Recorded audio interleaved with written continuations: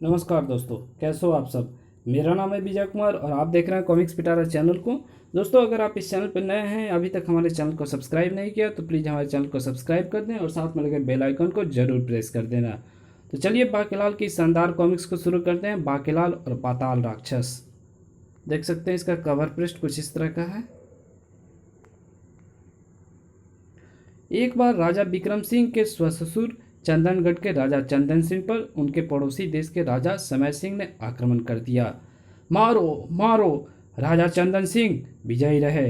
काट डालो, राजा समय सिंह जिंदाबाद। हाय मरा। भयंकर युद्ध हुआ।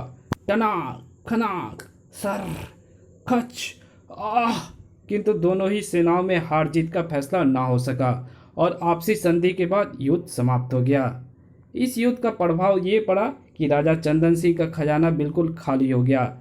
इस युद्ध के कारण हम कंगाली के द्वार पर आ खड़े हुए हैं महामंत्री जी। युद्ध में ये सब नुकसान तो होती हैं महाराज, किंतु महामंत्री, अब धन के अभाव में ये राज्य कैसे चलेगा। महाराज, क्यों ना समय सिंह को सबक सिखाया जाए और उसके राज्य पर कब्जा कर लिया जाए ताकि हम अपनी आवश्यकताएं पूरी। नहीं महामंत्री जी, अब शांति के प्रस्ताव पर राजकीय मुहर लग चुकी है। तब फिर एक ही रास्ता रह जाता है कि महाराज कि अपने किसी मित्र देश से ऋण ले लें। ऋण? तभी महाराज की जय हो। राजदूत, क्या समाचार है।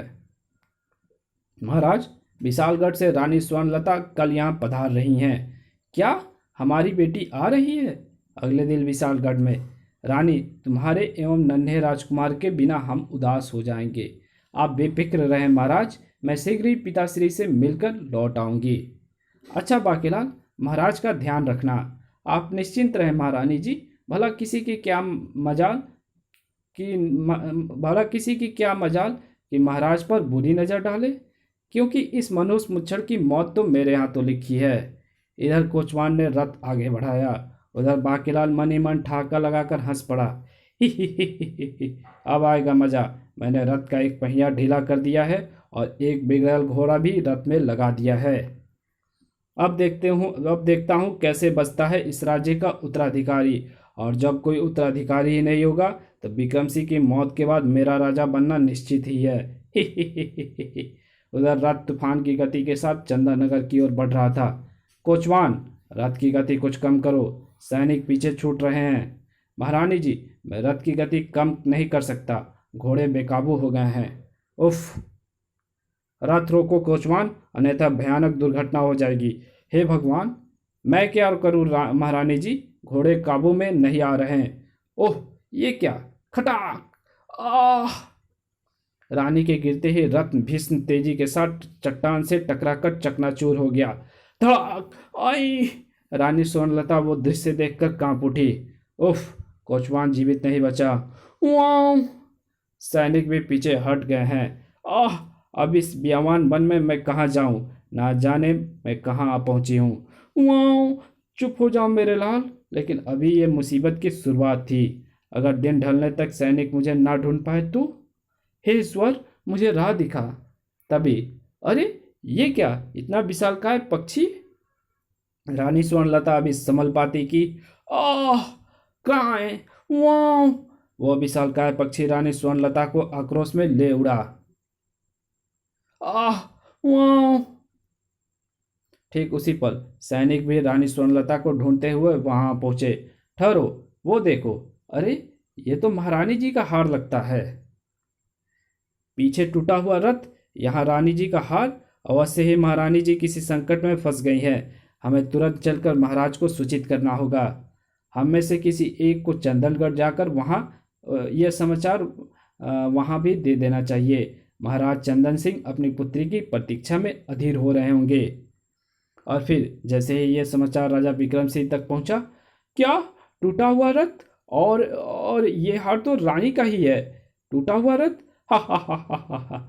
लगता है मेरी योजना सफल हो गई है। महाराज, महारानी एवं राजकुमार का कहीं कुछ पता नहीं चला। उन्हें जंगली जानवर खा गए होंगे।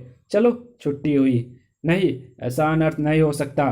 बाकीलाल, ये सब क्या हो गया रे। मैं उन दोनों के बिना जीवित नहीं रह सकता। हाय रे। आप चिंता मत कर महाराज। आपके पश्चात मैं राज्य की बागडोर संभाल लूंगा। क्या? मेरा मतलब महाराज, मैं रानी जी और राजकुमार को पताल से भी ढूंढ निकालूंगा। आए, ये मैं क्या कह गया? बाकेलाल, अब तो तुम्हारा ही सहारा है। बाकेलाल जी हमारी हर मुसीबत में काम आए हैं, ये तो इनका धर्म है महाराज। बाकेलाल, धन की परवाह मत करो, विशाल सेना ले जाओ, आकाश पाताल एक कर दो, लेकिन कहीं से मेरी स्वर्णलता और कुमार को ढूंढकर ले आओ। धन? ठीक है महाराज। वो मारा पापड़ वाले को अब ध्यान ले जाकर तब तक विशालगढ़ नहीं लौटूंगा जब तक इस पैनी मूछ राजा की जिंदगी का बाजा बजने की खबर मुझे नहीं मिल जाती। और फिर हमेशा की तरह बाकेलाल इस बार भी अपने अभियान पर बिल्कुल अकेला ही निकल पड़ा। महारानी और बेटों के गम में मुच्छड़ अब जल्द ही स्वर्गधाम का प्रस्थान करेगा। बाकेलाल तेजी के साथ घोड़ा दौड़ाता दूसरे नगर की ओर बढ़ा चला जा रहा था। संध्या गिरने से पूर्व मैं नगर में पहुंच जाऊंगा। अचानक, अरे, ये तो किसी राजा का रथ लगता है। रथ निकट आते ही बाकेलाल उछल पड़ा। राजा चंदन सिंह, मुच्छर का ससुर? अरे, ये तो बाकेलाल है। बाकेलाल को पहचानते ही राजा चंदन सिंह व्याकुल हो उठे। बाकेलाल, कह दो कि वो खबर झूठी है। हमारी पुत्री एवं देवता सुरक्षित है। और चंदन सिंह को इतना निकट देख बाकेलाल का शैतानी दिमाग एक नई खुरापात से भर उठा। क्यों ना इस चपटी नाक वाले बूढ़ों के साथ ही कुछ ऐसा चक्कर चलाऊं कि पहले चंदनगढ़ पर भी मेरा अधिकार हो जाए, तब तक विक्रम सिंह की भी छुट्टी हो लेगी। और तुम कुछ बोलते क्यों नहीं बाकेलाल? मेरा दिल बैठा जा रहा है। महाराज, मैं आपके ही पास आ रहा था। आपके दामाद जी की हालत बहुत पतली है। अगर आप उनके अंतिम दर्शन करना चाहते हैं तो शीघ्र मेरे साथ चलिए। नहीं, दामाद जी को कुछ नहीं हो सकता। मैं अभी तुम्हारे साथ चलता हूँ बाकेलाल। इससे पहले कि चंदन सिंह कुछ कह पाता, जल्दी कीजिए महाराज, इन सैनिकों को भी महारानी जी की तलाश में लगा दीजिए। ओह, तुम ठीक कहते हो बाकेलाल। सैनिकों, तुम यहीं से महल लौट जाओ और महल से और सैनिक लेकर हमारी पुत्री की तलाश करो। हम बाकेलाल के साथ विशालगढ़ जा रहे हैं। जी जो हो गया महाराज। सैनिकों के जाने के बाद चले गए सैनिक। अब चंदन सिंह से एक फरमान लिखवा लूं ताकि इसे खत्म करने के बाद अब मैं चंदनगढ़ पहुंचूं तो राज सिंहासन मुझे सौंप दिया जाए। अगले ही पल, अब तुम मेरे हाथों से नहीं बच सकता। बाकेलाल, ये तुम्हें क्या? ओह, अरे, साए फड़ फड़ फड़, ये कैसा विचित्र पक्षी है। उफ, अगर ये चंदन सिंह को उठा ले गया तो फिर लिखित आदेश कौन देगा? बाके ने तलवार का वार पक्षी पर करना चाहा, मगर उसी वक्त चंदन सिंह ने बचने के लिए उसकी कलाई थाम ली। बाकेलाल, बचाओ! उफ, इस दड़ियल खसूट ने तो मेरा हाथ पकड़ दिया है। ये तो अपने साथ साथ मुझे भी मरवाएगा। अबे खसूट, छोड़, मेरा हाथ क्यों मरवाने पर तुला है? लेकिन नीचे देखते ही बाकेलाल के होश उड़ गए। बाप रे, इतनी ऊंचाई से गिरा तो यमराज सिर के बल काले भैंसे पर सवार होकर मेरी आत्मा को परमात्मा में लीन करने पहुंच जाएंगे। हलाल होते बकरे की तरह बाकेलाल चीख पड़ा। महाराज, छोड़ना मत। आपको अपनी बुढ़िया की कसम है। बाकेलाल, तुम क्या कह रहे हो? हवा की साए साए के सिवाय मुझे कुछ सुनाई नहीं दे रहा है। उफ, हे भोले शंकर, कहाँ फंसा दिया तूने मुझे? अगर हमें में लटकाना ही था तो कम से कम किसी गामा पहलवान से मेरा हाथ पकड़वाया होता। बाकेलाल, क्या तुम मेरी आवाज़ सुन रहे हो? मैं तेरी तरह बहरा नहीं हूँ बुढ़े। बाकेलाल, अपने भगवान को याद कर लो। क्यों? मेरे हाथ में दर्द हो रहा है। मैं अधिक देर तक तुम्हें पकड़े नहीं रख सकता। क्या? ऐसा गजब मत करना महाराज, मैं बेमौत मारा जाऊंगा। आपको अपनी जवानी की कसम है। इस बुढ़े खुसट की जवानी का कोई भरोसा नहीं। मुझे किसी तरह पक्षी के पंजों तक पहुंचना होगा। बाकेलाल चमगादड़ के समान चंदन सिंह से चिपक गया। छोड़ना नहीं बुढ़े, अगर मैं नीचे गिरकर मर गया तो भूत बनकर पहले तेरा ही खून पीऊंगा। बाकेलाल ने अपना हाथ और ऊपर उठाया तो उसके हाथ में आ गई चंदन सिंह की दाढ़ी। उई, बाकी के बच्चे, ये मेरी दाढ़ी है, तूने क्यों पकड़ ली है? दाढ़ी खींचने से तुझे उतना दर्द नहीं होगा बुढ़े, जितना नीचे गिरकर हड्डियां तुड़ाकर मुझे होगा। इसलिए अपनी चोंच बंद कर। दर्द से तड़पते चंदन सिंह के हाथ से बाके का हाथ छूट गया। आह! छोड़ दे बाके, छोड़ दे मेरी दाढ़ी, बचाओ! अगले ही पल बाकेलाल का हाथ दाढ़ी से फिसल गया। ओ अरे ओ, मैं गिरा। दुष्ट बाकेलाल, पहले तूने मेरी तलवार से मारने की चेष्टा की, फिर गाली दी, बिल्कुल सही दंड मिला कमबख्त को। लेकिन अब मेरा क्या होगा? बाकेलाल पंख कटे पक्षी की तरह पृथ्वी की ओर बढ़ रहा था। बेटा बाकेलाल, अब तू अपने भोले बाबा को याद कर ले। यमराज के दरबार में तेरी मौत की चिट्ठी पहुंच गई होगी। लेकिन ये क्या? पृथ्वी की बजाय बाकेलाल गिरा एक तालाब में। छपाक! हाय, मैं तो मरा। और जब वास्तविकता से वाकिफ होकर उसने अपना सिर पानी से बाहर निकाला, इसका मतलब मैं तालाब में गिरकर बच गया हूँ। पिच! प्रसन्नता के आवेग से बाकेलाल इतनी जोर से उछला कि याहू या उई धड़। इस बार तो आंखें खुलते ही बाकेलाल चकाचौंध उठा। ओह, ये तीव्र चमक कैसी है! अगले ही पल बाकेलाल के लिए उछल ही पड़ने का था। बहुमूल्य चमकीले पत्थर! मैं तो लगता है कि हीरो की घाटी में आ गया हूँ। याहू, इतने सारे हीरे, ये सब मेरे हैं। हा हा हा हा हा हा। टन टनाक ई आ उह! बाप रे, मुझे इतनी जोर से हीरे नहीं उछालने चाहिए थे। खैर, कोई गम नहीं, मेरे साथ तो बड़े बड़े दर्दनाक किस्से हुए हैं। हीरो के इतने विशाल भंडार के आगे ये दर्द तो कुछ भी नहीं। तभी ये फूफकारने के स्वर कैसे आ रहे हैं? फू फा फू! पीछे पलटते बाकेलाल के छक्के छूट गए। सांप ही सांप, इतने सारे सांप! सैकड़ों सांपों को अपनी ओर भयानक ढंग से बढ़ता देख बाकेलाल के सिर से दौलत का नशा तुरंत उतर गया। भाग बेटा बाके, वरना ये तुझे काट काट कर छलनी बना देंगे। भागते भागते बाके ने पलट कर देखा। उफ, ये तो दौड़े ही चले आ रहे हैं। एक मुसीबत से निकला, दूसरे में फंस गया। बुरा हो उस बहरे राजा चंदन सिंह का। बचाओ! अचानक ये मेरी आंखें क्या देख रही है? इतने भयानक स्थान पर महल! फू! सांपों से बचने के लिए फिलहाल मुझे इसी महल की शरण लेनी होगी। महल में घुसकर बाकेलाल ने जैसे ही पलट कर देखा, अरे वाह, सभी सांप महल के द्वार से लौट रहे हैं। वाह रे भोले शंकर, तेरी माया! कभी मौत के मुंह में धकेल देता है, कभी बचा लेता है। लेकिन ये विचित्र महल है किसका? मुझे घूम फिर कर इस बात का पता लगाना चाहिए। इसी तरह घूमता फिरता बाकेलाल जब एक कक्ष में पहुंचा, आश्चर्य है, इतने बड़े महल में कोई भी दिखाई नहीं। अरे, वो स्त्री कौन है? और वो बच्चा? स्त्री की शक्ल देखते ही वो आश्चर्य से उछल पड़ा। रानी स्वर्णलता! इसका तो किसी ने खून कर दिया है। ये दोनों यहाँ कैसे आ पहुंचे? और रानी का खून किसने किया? राजकुमार पिंजरे में बंद है। वाह! बाकेलाल, तुम्हारे लिए यह सुनहरी मौका है। सोच क्या रहा है? आगे बढ़ मूर्ख, कर दे राजकुमार की भी जिंदगी का अंत। बाकेलाल रानी स्वर्णलता के निकट पहुंचा। इसी खंजर से इसके बेटे का भी काम तमाम कर देता हूँ। ओह! खचाक! अगले ही पल, आह! बाकेलाल तुम? अरे, ये तो खंजर निकालते ही जीवित हो उठी। बाकेलाल को देखते ही रानी स्वर्णलता मानो प्रसन्नता से पागल हो उठी। ओह बाकेलाल, मैं जानती थी तुम मुझे जरूर ढूंढ निकालोगे। महाराज कैसे हैं बाकेलाल? वाह, ठीक है महारानी जी। ओह मेरा लाल, वाह! सोच क्या रहे बाकेलाल? खंजर दोनों के आर पार कर दे।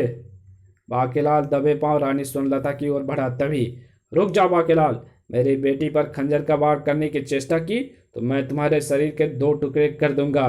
कौन? पिताश्री, आप यहाँ कैसे पहुँचे?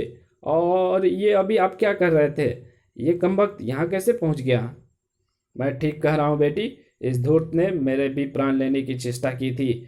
इसने तो वार भी कर दिया था। अगर वो पक्षी बीच में ना आ जाता तो। बाकेलाल जी, ये मैं क्या सुन रही हूँ? महारानी जी, ये झूठ है। मैं तो दरअसल उस पक्षी को ही मारने के लिए झपटा था, जिसे मैंने नीचे खड़े महाराज पर झपटते हुए देख लिया था। लेकिन इससे पूर्व कि मैं उसे खत्म कर देता, ओह, ऐसे ही पक्षी का पंख उस स्थान पर पड़ा था जहां महारानी जी का हार सैनिकों को मिला था। इसका मतलब रानी जी को भी यही दुष्ट पक्षी उठाकर ले गया होगा। बस महारानी जी, ये सोचते ही मैंने अपनी कलाई ऊपर कर दी और महाराज ने भी समझदारी दिखाते हुए मुझे तुरंत पकड़ लिया। ओह, किंतु बाकीलाल की कलाई तो मैंने अपनी जान बचाने के लिए पकड़ी थी। बाकीलाल ठीक कह रहे हैं पिताश्री, ये तो स्वप्न में भी किसी का बुरा नहीं सोच सकते।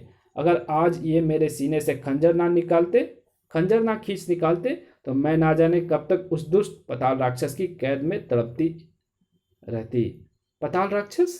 हाँ, वो भयानक पक्षी मुझे इस राक्षस के महल में छोड़कर उड़ गया। ना जाने मैं कहाँ आ गई हूँ। तभी हा हा हा हा हा हा, आज तो सकाल बहुत बढ़िया शिकार लाया है मेरे भोजन के लिए, लेकिन मुझे देखते ही उसकी नीयत खराब हो गई।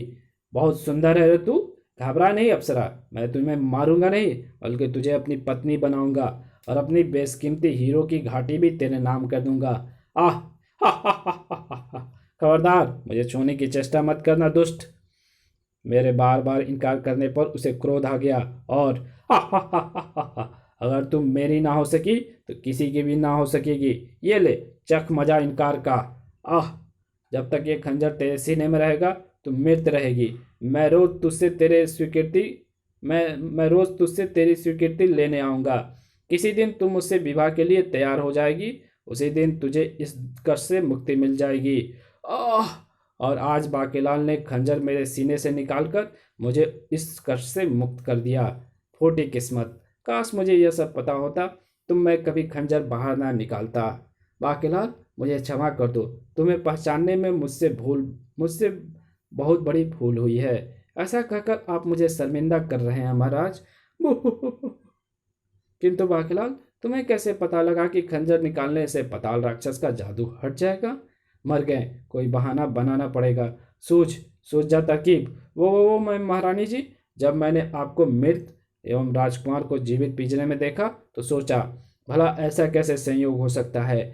जिसने रानी जी को खंजर मारा है उसने राजकुमार को जीवित क्यों छोड़ दिया, और फिर खंजर लगने से रानी जी के सीने से रक्त भी नहीं निकला?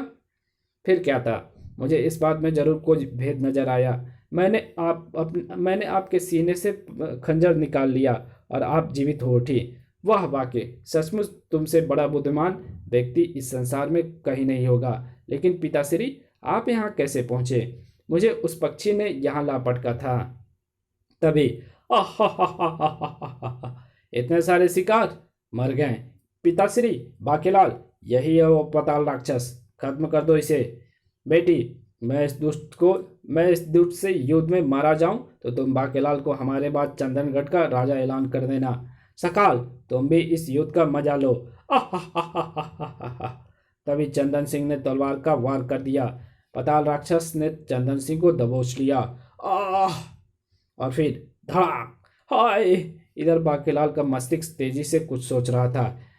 किसी तरह इस पताल राक्षस को समाप्त कर दूं। फिर चंदन सिंह को मारने की एक युक्ति मैं भी सोच चुका हूं। चंदन सिंह की मृत्यु के पश्चात रानी सोनलता मुझे चंदनगढ़ का राजा घोषित कर देगी। वो सोचकर बाकीलाल ने अभी खंजर उठाया था कि अरे आह! हा हा हा हा हा! तू क्या सोच रहा है रे मच्छर? अब मरने के लिए तैयार हो जा। पताल राक्षस ने बाकी को भी उठाकर फेंक मारा। धड़ाक! आह! बाकीलाल, ये देख चंदन सिंह ने पुनः पताल राक्षस को ललकारा। पिताश्री, पताल राक्षस, मैं तुम्हें जीवित नहीं छोड़ूंगा। इधर बाकीलाल के होश जैसे ही दुरुस्त हुए। ओह पताल राक्षस, पहले तेरे इस सकाल के ही दो टुकड़े कर दूं, जिसके कारण मेरी योजना असफल हो गई, वरना वही जंगल में ही मैं चंदन सिंह से हस्ताक्षर लेकर उसे मार डालता। बाकीलाल ने भरपूर शक्ति लगाकर खंजर सकाल पर फेंक मारा।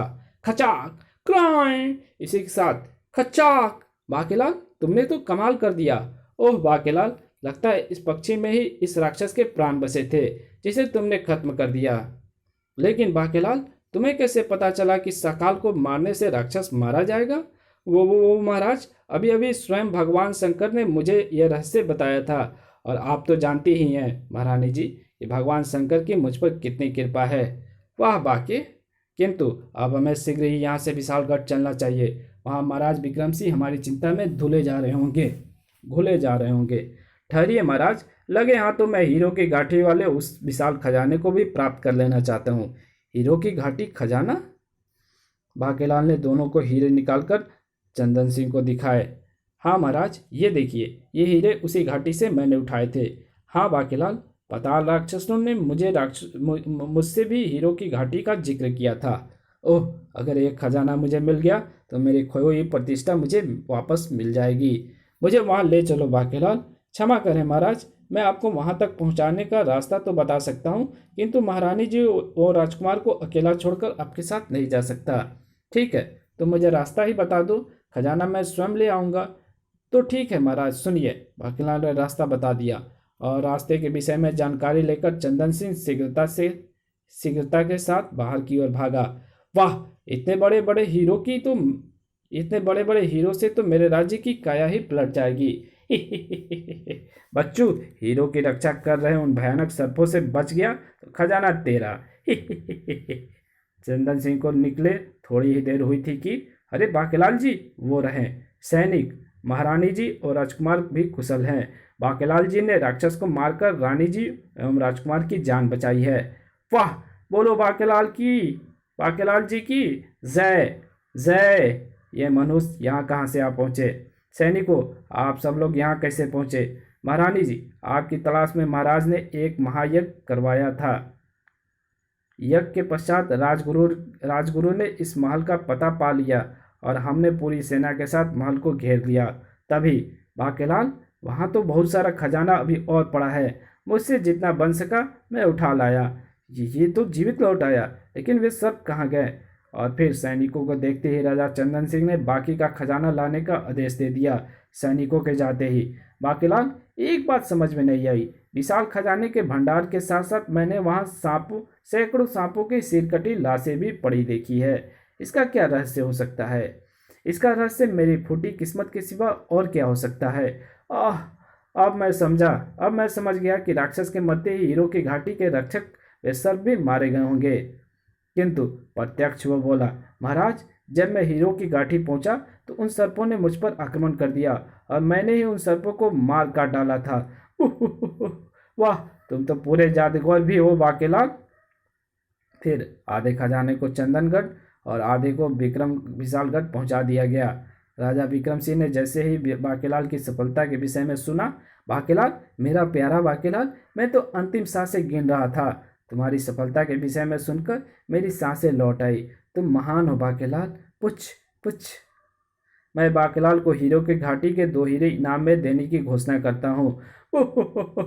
मैं रानी स्वर्णलता के रथ के पहिए की कील निकालता मैं ना मैं रानी मैं ना ना मैं रानी स्वर्णलता के रथ के पहिए की कील निकालता, ना ही रानी और राजकुमार गायब होते, ना ही मेरी मुलाकात रास्ता में चंदन सिंह से होती, ना इतना बड़ा खजाना मेरे हाथ से निकलने का अफसोस मुझे होता।